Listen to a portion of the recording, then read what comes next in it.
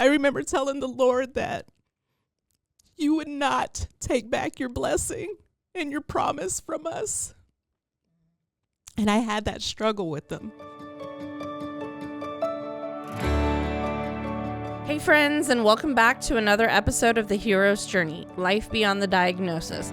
I'm your host, Brianna Baskerville, founder of Wichita's Littlest Heroes, and I'm so glad you're here with us for another powerful conversation. All right, ladies, well, welcome to The Hero's Journey, Life Beyond the Diagnosis. This is our first podcast. I'm Brianna Baskerville, founder of Wichita's Littlest Heroes. And this is Brianna Gallegos, Director of Operations for Wichita's Littlest Heroes. And Miss Abby Bryant, she is hero mom to 5-year-old Azelle. So Yes. Welcome, ladies. Thank you. Good morning. Good morning. It's so exciting. Feels like we've been waiting for this. Excited to be here. A fun new adventure for us. Yeah, so your son, Azelle, is currently fighting leukemia, and Abby and her husband, Darnell's story is one of faith, perseverance, and what it truly means to be a medical mama. And this episode is brought to you by Subaru of Wichita, one of our incredible community partners who has made a tangible difference in the lives of our hero families. They've donated over $27,000 to Wichita. Amazing. I know.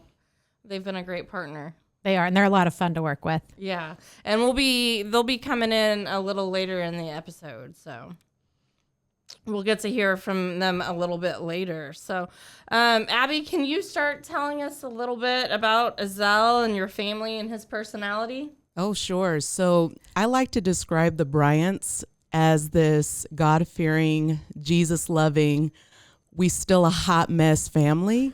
And I love that Azelle is in the midst of this, and he's super resilient.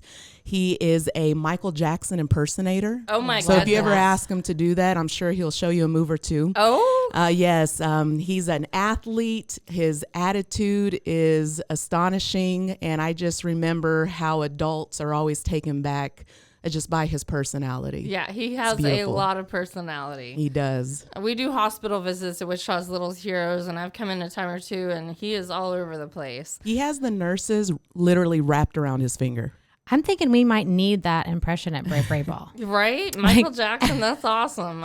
That's great. We're going to have to see this. Yes. I didn't know that about him. So, how did you first find out about Azelle's leukemia, and what were those early days like?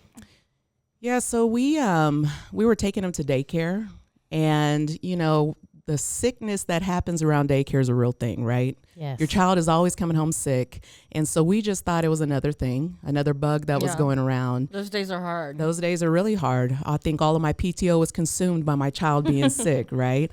So one day Azelle started turning red on his cheeks. And I remember talking to my husband, and we thought maybe it was slap cheek, something that we self-diagnosed over Google. Yeah. And Something pretty normal. Something pretty normal. And his stomach was hurting, and we just thought maybe he needed to use the restroom. So let's still go to school and let's try to work this out. His teachers began to tell me that he was sleeping more and more through the day. And we knew something was wrong when he was laying with us in bed one night and his stomach looked like he was 6 months pregnant. And how old was he at this time? He was 3. He was 3. wow. Okay. Yeah, he was 3. So, And 3-year-old. 3-year-olds, Yeah. Go ahead. They can't really communicate, Yeah. right? What they're feeling and what they're Yeah. going through. He knew that he heard it. It just, we didn't know, Right. So we went ahead and we scheduled an appointment to rule out any viruses. It was no virus that they could, detected. And then we took him in for a, I think it was a CAT scan maybe, or a sono. Okay. And the physicians then told us that it was only one thing it had to be. It was cancer. We didn't know what type at the time, but we knew that it was some form of cancer. Wow. And so I just had to be remember, scary. I received that information when I was at school in front of my kids. And the thing about that is we never hardly ever get para support as a specialist, right? Because I teach music. That day there was another adult in the room. And I just feel like God orchestrated that, and I was able to leave and be with my family. And when we received that diagnosis of it being cancer, just not knowing what type at the time, it was hard to consume. Yeah. Absolutely. Yeah. What was that drive home like? So my principal, who is phenomenal in emergency situations, had looked at me and said, I'll take you. You know, I didn't She have drove space you? to drive. Yeah. So she Oh, drove me to good. the hospital. And from there, I just remember sitting in front of one of the oncology physicians. And he looked at me and said, and it's probably the most powerful thing anybody could have told me. It's nothing that you ever done. You know, because automatically as a mom, you're going to want to take on some of that responsibility and say, where did it go wrong? Right. So I sat before him and he told me, that's probably one of the first things he told me. And that softened, I think, a little bit of it, but it's all consuming at the time. Yeah. So there were so many mixed emotions when that diagnosis came in. I really, to be honest with you, I thought when my husband called me at work that he was joking. Wow. And I remember him telling me, I wish I was playing, but I'm not. Wow. Yeah. That's a call no parent ever wants to get. At all. And you know, you see the like St. Jude commercials, and I hear that so many times from our parents. You know, wish us little heroes that, you know, I never thought it was going to be my kid. Sure. And you never elevate even the thought of cancer. Like you know it's there, but you don't ever elevate the thought of it because it doesn't seem like it's in your world. Absolutely. Yeah. But when it is, it consumes you. And that's something that my husband and I and my family have to battle against every day, that we don't allow it to be an idol in our life. Yeah. And it could be really easily done. Yeah. And I did make it an idol. Yeah. For a long time. Yeah. What has the treatment journey looked like so far for Azelle? Well, you know, when I think about the innocence of Azelle, I think about his journey being something that he think is just a part of life. And that's hard to think about, that we're already halfway through his lifespan in what he's known as the hospital. And so when Azelle, and I think about what we've been through as a family, I just think about the word perseverance. And I believe that our faith has gotten us to this position of submission, and that Azelle has been the forerunner for his dad and I, that he set the example, that we didn't set the example for him, that he set the example for us. Yeah. Learning from him. Oh, definitely. And that's encouraging, and it's inspiring that a 3-year-old, 4-year-old, now 5-year-old has set the pace for how we look At or life. have this outlook for life. this journey. Yeah. No, with my son's diagnosis, I felt very much the same way. So, yeah, it definitely changes the way you approach life and how you view it. It's amazing. And I find that is kind of a blessing in disguise, you know, because I almost feel bad for people who don't understand how precious life is and how precious their kids' health is. Yeah, we definitely don't take that for granted. And there's a lot of things that, you know, you could go back and you can contemplate on, and you can say, I wish I could have done better, you know, in different areas. But I would never ask a person to hold himself hostage because here's the thing. And when it comes to leukemia, we don't really know what the cause is to leukemia, right? We don't know yet if it's even related or linked to genetics or environmental or something that I did, you know, fed my child, whatever it may be. So I can't live in this victim-like mentality of saying, I wish I could have done something better. Right. The only thing I can look forward to now is making sure that Azelle is living a healthy lifestyle, and that we're allowing him, and this is the biggest thing, that we're allowing him to be a kid. Yeah. Because that cancer diagnosis really tried to steal a lot of his childhood. And I think that's why we do the Zoom memberships and the events, is because we see so much of that in their journeys where they're missing out on their childhoods, and that breaks your heart. Making the memories for sure. Yeah, and that's the first conversation I had with you. I don't know if you remember that when we had the very first luau that we went to, I told you that you did a phenomenal job placing these kids in environments that the norm would usually go to. Yeah. And allowing them opportunities that we aren't charged for to be able to sit amongst other kids and just do life. Yeah. And that's rewarding. As a Yeah. parent, that's rewarding to be able to see their kids do that too. Well, thank you. We try really hard. What other challenges have you guys faced as a family? Oh man, I could sit here with a list of them. And I think one of our biggest ones was the testament to our marriage. My husband is a pastor. I'm a wife of a pastor, worship leader myself. And I believe in taking blows and hits, but the amount of warfare that has come upon our marriage in all of this, I don't know how people do it. I'm going to tell you, where statistics tell us that 40 to 50% of marriages end in divorce, and then you add a childhood sickness, illness on top of that, I can see the why behind it. And I'm going to tell you that if we didn't already go through some past trials and tribulations and heightening our pain tolerance for certain things as a couple, we could have probably been another statistic. Yeah. And those are things that people need to talk about. Yeah. Those are things that people need to come to realization that marriage, there's sacredness and sanctity to it, but it's real easy to get caught up emotionally. Yeah.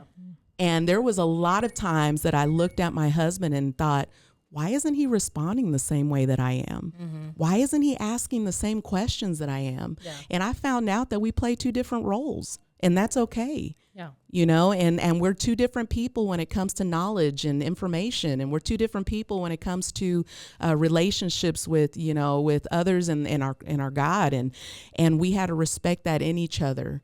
And so I would say marriage was probably one of the most trying times in finances. My husband lost his job in the midst of this. Oh my goodness. And when you lose, You really were taking the hits. yes, we were, and we had to recover from this. And the only way we knew how was we couldn't listen to the voices on the outside. We really had to listen to the Word of God. And so I'm going to say it again. I don't know how people do it apart from their faith. Yeah, no. And we see a big difference in families that have faith and the families that don't.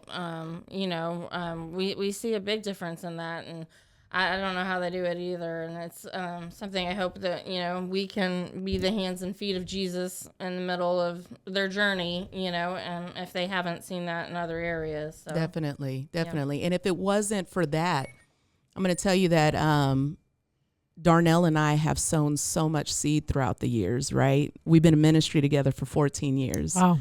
And so I was in strong belief that the Lord wasn't going to use this time to not show out. He used this time to completely show his blessings over us, because as much seed as we've sown, the Lord has used this journey and this opportunity to say that he's still with us, and that he's seen it, and that the community that was built around us is just we're just benefactors of what has been done over the years. Yeah, what a testimony. It is. And to see our tribe come up and support us has been amazing. So your test is becoming your testimony. That's right. I fully believe that. Yeah. That's really powerful. How has Azelle handled everything from hospital visits to treatments? Azelle, I feel like he doesn't know the full capacity. Like, we're sitting back as adults and we're like, man, this is traumatic, right? And then you got Azelle sitting in there just asking for toys. Mm-hmm. In the midst of chemo, in the midst of getting shots, in the midst of, blood pressure being taken and all this other hospital jargon, right? And this kid is asking for Play-Doh. Mm-hmm. And I'm thinking, God, what it would be like to have a mental state of him right now, that it's not all consuming in every thought, that he's just going minute by minute, and he's watching as people are coming in and nurturing him and taking care of him. If we could sit back and just in his peace and feel the same thing. I think that's a testament to you too as a parent, because you're still allowing to be a kid and to have the enjoyment. And, for sure. We see young ones sometimes that they know everything that's going on, and it's weighing on them. And so I think that's a testament to you guys as parents as well. And I just remember the first time where our doctor walked in when I was disciplining Azelle during chemo, right? And he looked at me and he just applauded me and he said, "Well done, Mom." Yeah. He said, because 9 out of 10 times you'll see parents just kind of let them do their own thing. Yeah. And I'm like, no, we're still, this kid is still in seed form. We're still cultivating him. We're thinking that he's going to survive, live this. Yeah. We have full faith in this. So why would we not want to, grow him up in a way that we're still training him and being ready to live a long, healthy life? Yeah. The number one thing any parent would want is for their child to bury them. Mm-hmm. I would never want to bury my child. Yeah. So we're still going to raise him as if, we believe in what God says he's going to do. Yeah. So. Oh, that's awesome. It's our jobs to raise good humans, right? Oh, yes. You've talked a little bit about this, but you talked about your faith and the diagnosis, but how you feel like it played a role in the diagnosis, and you've already talked about that a little bit, but I just think it's really powerful because a lot of people struggle with that or lose their faith during these processes. Yeah, I think if, and I said this early on, I think if Darnell and I didn't already have a test to our faith early on in our marriage, it probably would have been even harder going through this. Yeah. Darnell and I early on had a lot of areas in which the Lord wanted to come in and clean up and expose, so that way he can start getting stuff to us, to get stuff through us, so we can be a blessing to other people, right? And so during this time of maturing and we're persevering, I'm like, what is this for? He was preparing you. He was preparing us and heightening our pain tolerance for things. And I'm like, man, you're really, and I have this conversation with God. God, you are really moving us forward at this like high speed, right? And so I look back now, and all I can do, and this is the thing that people don't understand. I thank him for what we're currently going through. Yeah. Because we're building our faith in all of this. We're stronger. We're the outreach. I mean, look at the outreach. This podcast is an outreach to what the Lord has called us to do, right? And so we're talking about exponential growth here. We're not talking about something that was, mundane and we're like just kind of moseying along. We're talking about exponential growth within Darnell and I. And so we never could have made it without him. My mom was diagnosed with breast cancer 6 months before Tristan was diagnosed, my son.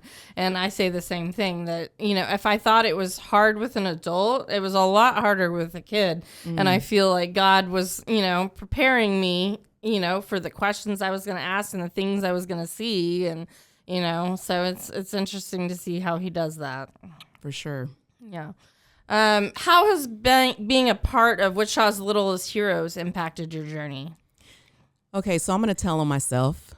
When you are in the Christian realm and you believe that you've already created this community around you of people that are ready to cheer you on and, help you be victorious in areas, you feel like you really don't need anybody else. Mm-hmm. Right? You feel like, if the Lord's on my side, if he's for us, who could be against us, and we're good to go.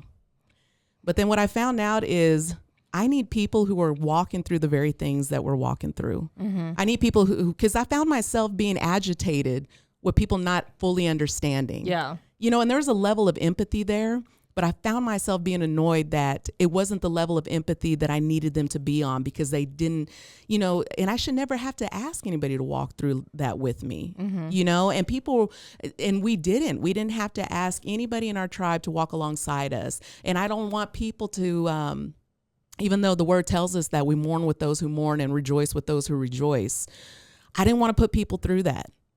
But they did. They came alongside us. But then you have this community like Wichita Littlest Heroes that already knows what time it is, right? That already knows the struggles and the pains of, having a child with a medical illness, and even those that have a child with a terminal illness. And so having a community that already understands that we don't even have to speak about it. Because a lot of time I found myself having to tell people how I felt because they never been through something like that.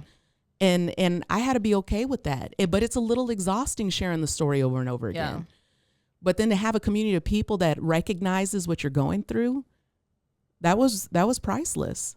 And then we get to do life with them. And then they text us and they call us and they say, hey, my child is having a birthday party. We're a big family. Oh, yeah. And so I love that. That's awesome. Yes.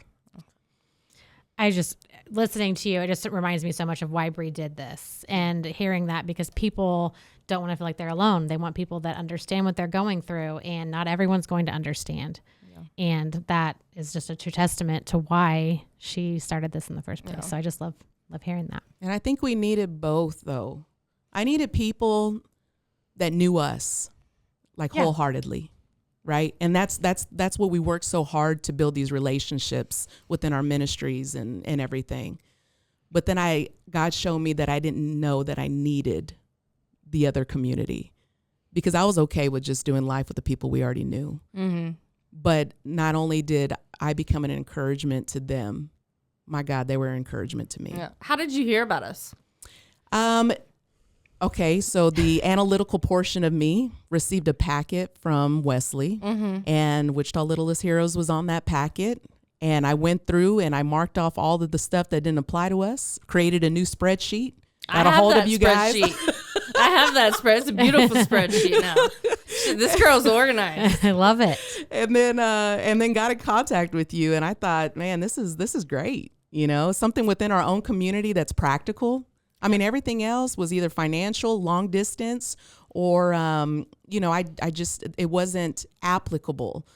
But man, Wichita Littlest Heroes came in. You were there. You were present. And I thought that was beautiful. We're passionate about those kids. For sure. Yeah. Well, when you've been there, like you said, you understand. And, I feel like our journey, God gave me this journey so I could be there for other families, the way families were for me. So what advice would you give another family going through or getting a leukemia diagnosis? Wow. Just starting out. Initially, my mind says trust the process, because nobody can, and I think this is one of the areas that I struggled with, right?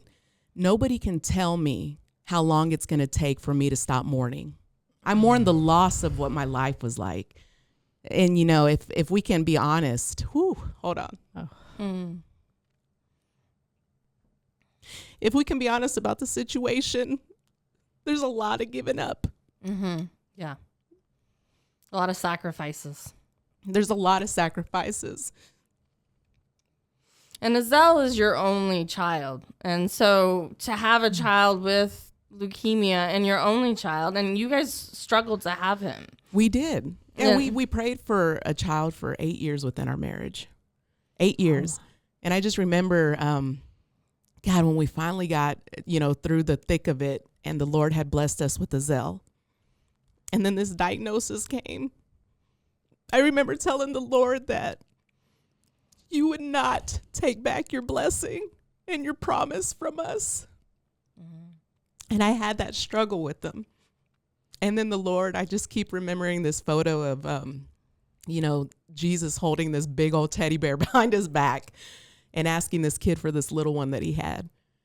And I just remember God saying, I need Azelle for a little while. I need to do something for you guys that's going to be greater and so much better than where you're at right now.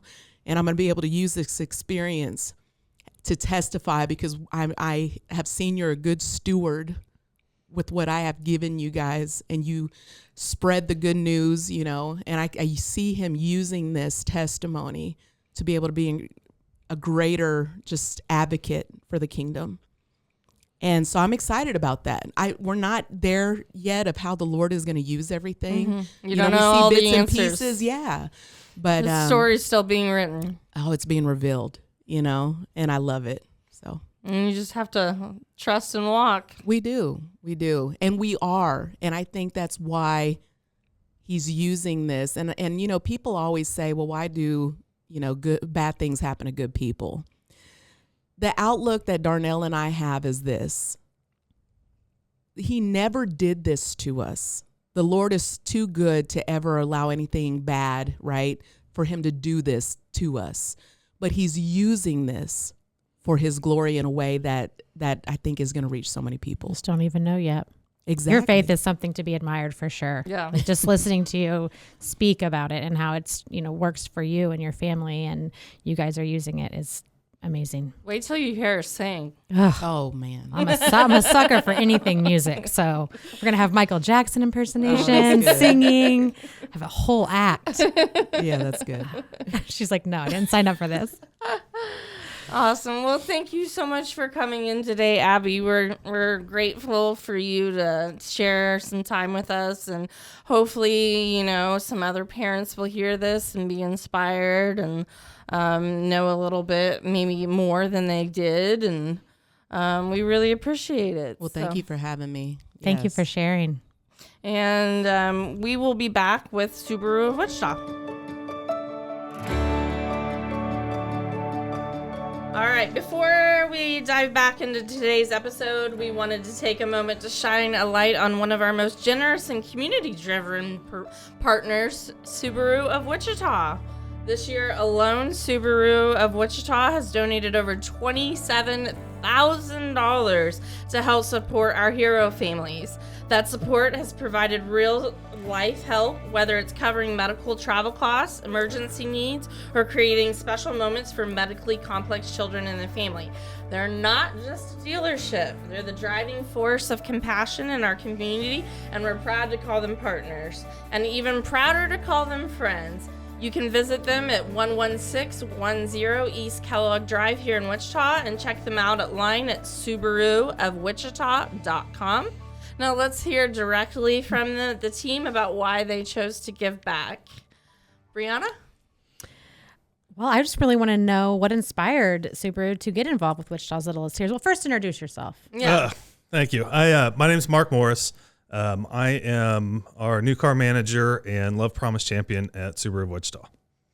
So I've been with the dealership for almost 13 years since we've been Subaru. What is Love Promise? So the Subaru Love Promise is Subaru's vision to share love and respect to all people with every interaction with Subaru, and to pair with their retailers to make the world a better place. Yeah, and out of all the car dealerships we've worked with, you guys really live up to that. You feel that when we come in. I mean, we Yeah. feel like we are part of a family with you guys every time we come in. I feel like the employees are excited. And they know who I am. That's good. That's good. It's definitely a different experience, and we have a completely different group of people there. People that aren't your stereotypical car people, and I love being there, and I love what I do, and being able to have the interaction with the community is fantastic. That's awesome. So what inspired you? What inspired Subaru of Wichita to get involved with Wichita's Littlest Heroes? So it was the beginning of 2024, and we had made the decision that we wanted to find an organization that we could have a significant impact on. Somebody that we could actually partner with, not just, hey, here's a check, we'll see you later, Yeah. right? We wanted to have a relationship with somebody, be able to contribute our time and our resources and our people. So we did a Google search on local nonprofits, and you came up in that, obviously. And then we had the opportunity to have you come to the dealership, and then you shared the story of how this started. And I mean, it was an amazing story. I mean, it really is. Yeah. So just listening to that, I mean, after you left that day, I mean, we sat in the room and everybody just looked at each other and just, it's like, there's no way we can't partner with this group. That's awesome. I mean, it's amazing. We'll So thankful that you Yeah. guys decided to do that. I love working with you guys. So Subaru donated $27,000 so far this year. How did that work with the Love Promise for you guys to decide who got what, or what was the dynamics of that? So there's a couple of things, just speaking for myself and my leadership team. I mean, our kids and our pets are typically the two things that are closest to our hearts. So the causes that we tend to support the most, generally revolve around either kids or pets. And, being able to find an organization, like I said earlier, that we could really partner with, and not just, hey, here's a check. I mean, there's a lot of people that can just do that. We wanted to be able to invest some time. So looking for that type of organization was really important for us. And we also wanted to make sure that it was somebody that was local, or worst case scenario, supported local families, local kids, local pets. And so with the hometown charity that we picked, Subaru donates a portion of money, and then the dealership donates a portion of that money. So that's how the Love Promise and the Share the Love event works. Through the end of 2023, this is the most recent data they have, between Subaru and Subaru of Wichita, we've contributed over $194,000 into the local community. That's amazing. That is incredible. That's a big flex. It's a good selfishly, it's a good feeling, but that's not why we do it. But it is nice that we can give that back to the community. It's a perk, it makes you feel good. It does, That's absolutely. a good perk, for sure. Can you share a moment or an event with one of our hero families that really left an impact on your staff?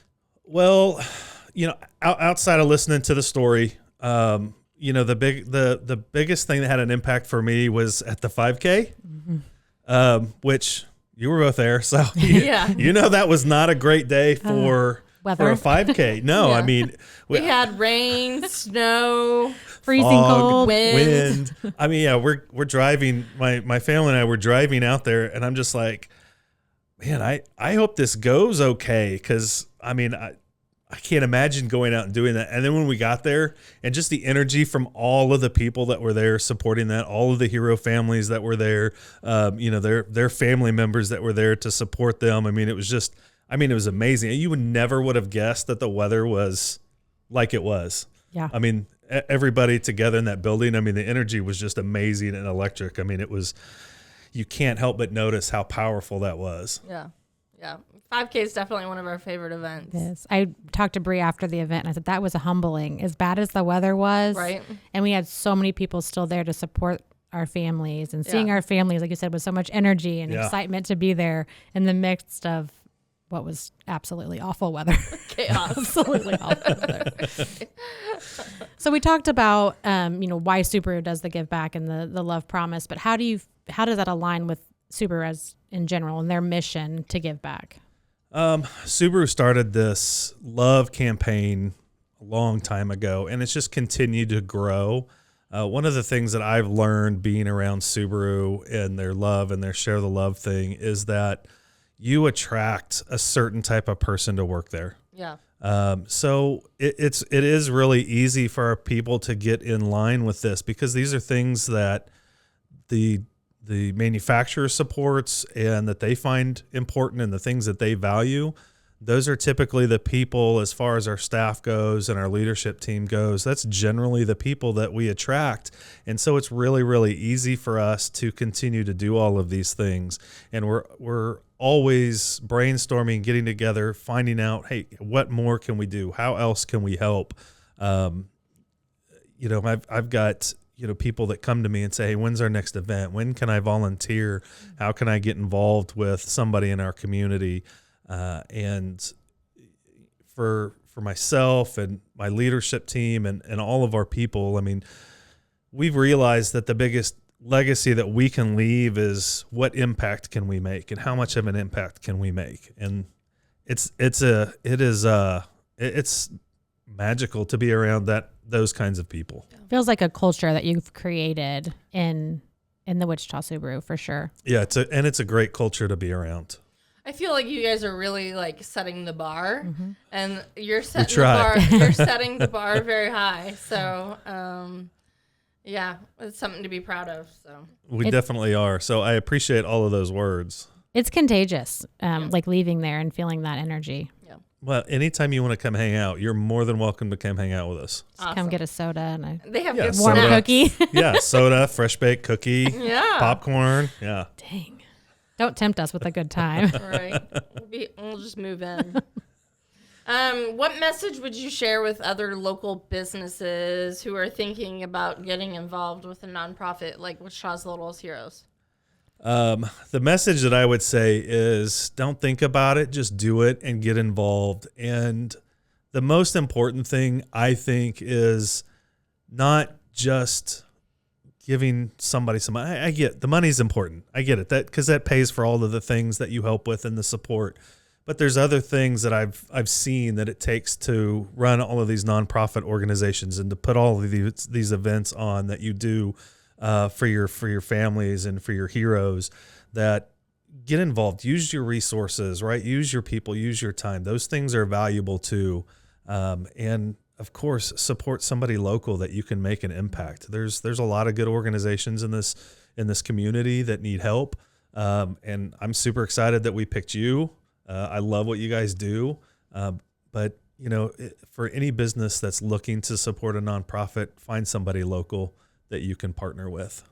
I love that you guys want to actually get involved. I think those are some of the funnest partnerships because Wichita's Littlest Heroes does have so many events throughout the year, and having people that want to get involved and see how the money does impact, to see the events that get put on. Right. It's rewarding, I feel like, for both parties when the partners want to get involved and see how their funds are raised, how the time or their employees' time is used. Right. Well, and I think at Wichita's Littlest Heroes, we're very relationship-based. We know our families, and we know them very well. And, a big part of my job is reaching out to them on a daily basis. So when both of our core values align, I think magical things can happen. So. Absolutely. Yeah, I'm looking forward to the pickleball tournament. Yay. That's coming up. When is that, Brianna? July 27th. Yeah, I'm looking forward to that. Chicken and pickle? Yes. Nice. That'll be a lot of fun. Subaru just donated some kayaks that we're going to have in the silent auction. It's I never know what's going to be in the office when I come back to the office. He said he would store them for us. Yeah, I'll keep those. I'll keep those for you until the event. Thank you, Mark. We You're appreciate welcome. it. Absolutely. All right. Well, thank you so much for joining us on the hero's journey, life beyond the diagnosis. We hope you were inspired by strength, honesty, and hope shared in today's story. A heartfelt thank you to Abby Bryant and her incredible hero, Azelle, for opening up their hearts and letting us share about their journey. Yeah, their courage and love are powerful reminders of what this podcast is all about. So, and a huge thank you to our generous sponsor, Subaru of Wichita. Thank you for having me. Yeah, for helping us make this episode possible. Your continued support, over $27,000 this year alone, is making a direct impact on families like the Bryants. So awesome. And we have you signed up as our local partner for next year as well. So. Yay! That's exciting. Yeah. We love it. So whether you like it or not, you're stuck with us. Yeah, we love it. Good. We're in it for the long haul. Okay, so are we. All right. Well, at Wichita's Littlest Heroes, we believe every child's story matters and every family deserves to be seen, supported, and celebrated. If today's episode moved you, please subscribe, leave a review, and share it with someone who needs a little hope. And until next time, keep showing up, keep believing, and knowing that you are never alone in this journey.